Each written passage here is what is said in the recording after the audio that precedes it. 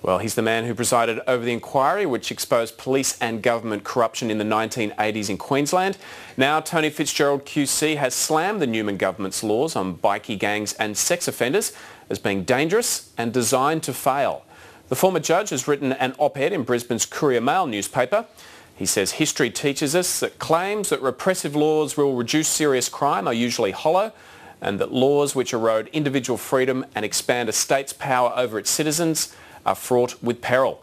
It is incomprehensible that any rational Queenslander who is even remotely aware of the state's recent history could for a moment consider reintroducing political interference into the administration of criminal justice. Tim, pretty strong words there from Tony Fitzgerald. What do you think of his intervention into this debate? I think it's extremely welcome. I think most people will look at what Queensland is doing, and there'll be a split between those who sort of want tougher on crime and a more populist approach, and those who've actually sat back and thought about what is actually being done here.